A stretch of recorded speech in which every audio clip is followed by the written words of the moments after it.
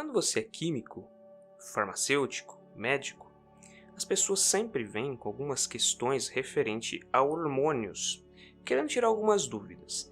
E grande parte das dúvidas gira-se em torno da testosterona, que é um hormônio que é prevalecente em animais do sexo masculino. Por que isso? Porque as fêmeas também produzem alguma quantidade, mas em porcentagens muito pequenas, de testosterona. Então, basicamente, quando nós falamos em testosterona, nós estamos falando do hormônio mais importante para o sexo masculino. A testosterona, basicamente, ela é um éster. Na realidade, não é bem um éster. Ela é uma cetona. A gente vai ver depois a estrutura. Mas ela é um derivado de um éster. Então, ela é um esteroide, um derivado de um éster. Os ésters, em sua grande maioria, eles são lipossolúveis. Por que lipossolúveis? Porque eles são de origem de gorduras. E essas gorduras, no seu geral, são o quê? São os colesteróis. Então, do colesterol, da molécula de gordura do colesterol, você tem o quê? Você tem a possibilidade da geração da testosterona. Então, esse hormônio ele é dependente da existência de colesterol. Então, por isso que nós temos que entender que nem sempre tudo aquilo que é dito como ruim é basicamente algo ruim no nosso organismo. Em quantidades específicas, tem funções importantes, senão também não estaria lá. Tudo bem?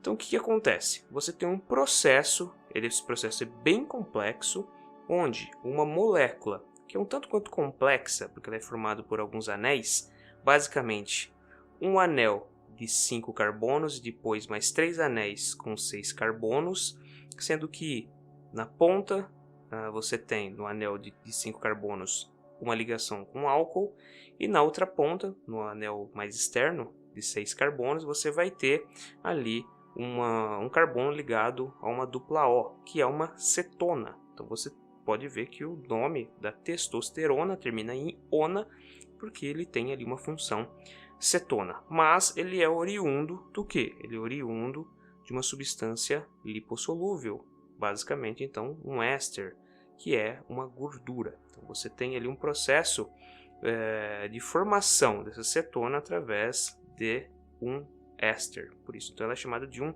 esteroide.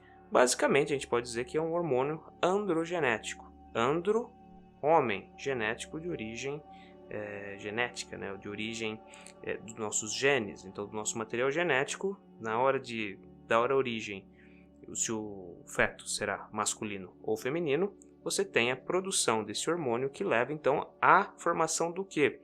Formação dos órgãos sexuais. Então os seres, né, os fetos que recebem mais testosterona, eles vão ser fetos do sexo masculino. Então o que acontece? Você tem esse processo na formação do ser vivo, né? E ali, então, existe essa diferenciação. É uma das coisas, tá, gente? Não é somente a testosterona que faz isso, mas é uma das coisas. Obviamente, os genes já determinam aquele feto se ele vai ser masculino ou feminino. Não é basicamente a testosterona, mas a testosterona ajuda nisso. Por quê?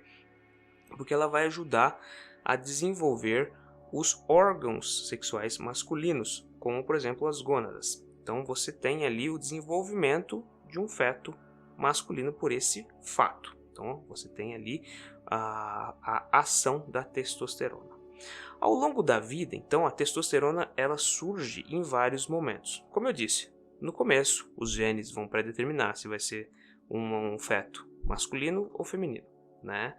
E depois, então, com a geração da testosterona, em pequenas quantidades iniciais, você tem ali a formação das gônadas para o sexo masculino. E, consequentemente, então, este é o primeiro momento que a testosterona age no nosso organismo.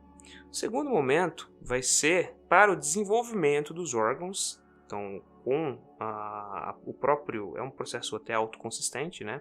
Então, com o desenvolvimento das gônadas, depois dos testículos, você tem uma maior produção de testosterona.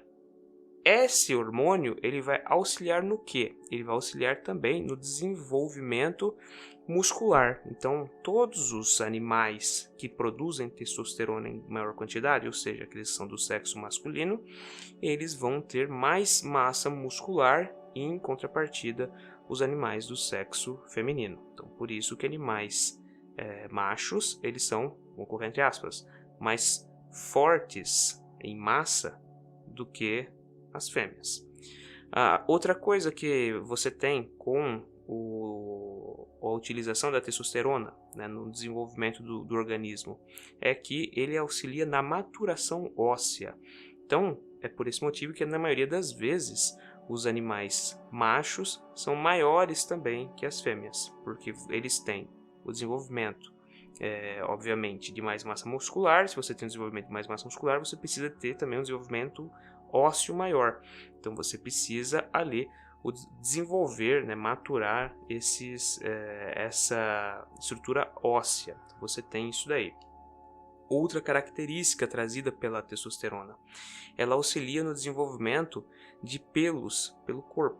Então é muito comum que animais do sexo masculino possuam mais pelos do que as fêmeas. Isso é uma característica muito presente nos seres humanos, uma vez que seres humanos possuem, quando homens, né, do sexo masculino, né, você tem barba, né, e pelo corpo todo.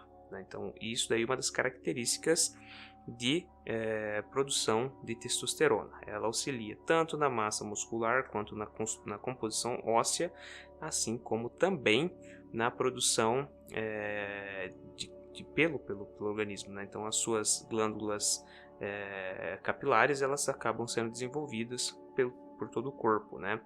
Só que de uma forma um tanto quanto mais aparente. Mulher também, né, tem essa produção. Não necessariamente é a testosterona que faz isso, tem outros hormônios também envolvidos no caso do sexo feminino, mas a testosterona também age nisso. Tanto é que quando você tem algum problema hormonal relacionado com a testosterona, tanto homem quanto mulher vai ter uma grande quantidade de pelo corpo, né? Então, ela pode também ter alguns distúrbios causados pelo excesso. Em geral, a quantidade de testosterona para os homens, uma quantidade um pouco mais alta, ela não é tão prejudicial, uma vez que, após os 40 anos, a produção de testosterona cai muito. Então, quando você começa a ter a queda da produção de testosterona, você também começa a ter o que no organismo masculino? Começa a ter a perda óssea. Então, muitos casos onde a queda de produção de testosterona é muito alta, os médicos indicam a utilização de uma testosterona que é o que? Sintética. Então, as pessoas costumam tomar essa testosterona sintética para evitar problemas como, por exemplo, osteoporose. Lembra que eu falei lá que a testosterona tem relação com a construção óssea? Então, se você tem uma queda de testosterona, você pode ter a osteoporose, que é o quê? É os ossos do seu corpo começando a ficar muito porosos e quebradiços. Então, a utilização de testosterona sintética muitas vezes é utilizada para resolver esses problemas.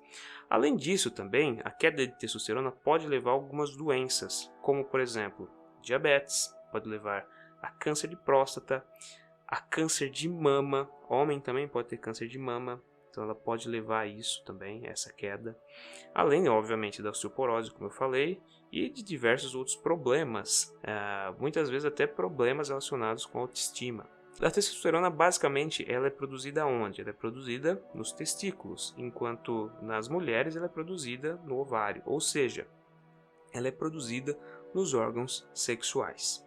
Então ela tem essas importâncias, seja no momento de geração do feto, seja ao longo da vida e seja após aos 40 anos, onde você tem essa queda, você começa a perceber que a pessoa, no caso o homem, né, que é mais dependente da testosterona, ele perde muito vigor físico e muitas vezes começa a ficar com sono, queda de cabelo. Então você tem todos esses problemas. Não sabe-se, como eu disse, não sabe se é o certo se o consumo de testosterona sintética faz algum bem ou algum mal. Então há necessidade de estudos mais prolongados. Então não adianta você querer comprar testosterona sintética para tomar sem falar com um médico, Por quê? Porque esse material, a testosterona, é considerada como uma substância anabólica. Então ela pode trazer sim problemas. Como eu disse, a falta de testosterona pode levar à geração de alguns cânceres. Mas o excesso de uma substância também pode levar à formação de alguns outros cânceres, né? Assim como, por exemplo, pode levar à geração de pelos em regiões que você não quer, como por exemplo no rosto, né? Nas regiões do rosto que você não quer pelo. Então isso pode acontecer, né? Então é muito problemático a utilização de esteroides sem a consulta de um médico. Em geral faz muito mal. Então tem que ser algo controlado. A testosterona, depois de produzida no organismo, quando ela passa pelo processo hormonal, quando ela acaba ficando em excesso, ela é decomposta onde? Ela é decomposta lá no fígado. Então o fígado, que é a região onde muitas vezes você faz a produção de substâncias para decompor gorduras, também decompõe a testosterona. Por quê? Porque ela é uma substância lipossolúvel. Se ela é uma substância lipossolúvel, ela é muito próxima de uma gordura, tudo bem? Então você tem essa estrutura que faz esse processo de metabolização. Então aqui a gente tem essas características da testosterona, que é uma coisa um tanto quanto, vamos colocar entre aspas, né? As pessoas consideram uma coisa um tanto quanto até mística, né? Porque é relacionada com o sexo masculino. E às vezes as pessoas querem ter mais vigor físico e imaginam, será que se eu consumir testosterona eu vou melhorar o meu desempenho, seja em atividades físicas, seja em atividades mentais? E a resposta é, depende, você tem que passar pelo médico primeiro. Às vezes o que você tem é uma queda natural de produção de testosterona, sendo que, como é natural, você não tem necessidade de repor a testosterona. Entretanto, existem pessoas que têm uma queda natural e acentuada. Então, elas realmente precisam repor a quantidade de testosterona que o organismo necessita.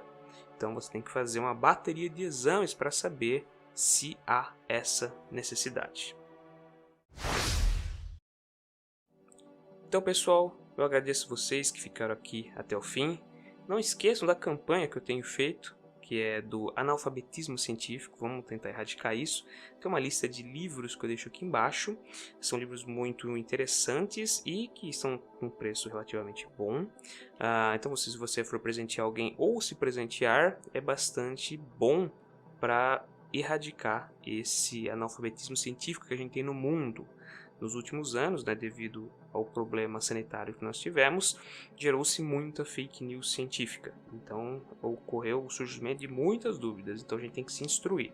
Então, dá uma olhada aqui nesses livros, que talvez possa ser bastante interessante para você ficar uma pessoa mais culta cientificamente. Então, agradeço você que viu até aqui. Se for possível, curta o vídeo, se inscreva no canal e clique lá no sininho para você sempre receber novas notificações de vídeos científicos. Muito obrigado pela sua companhia e até o próximo vídeo.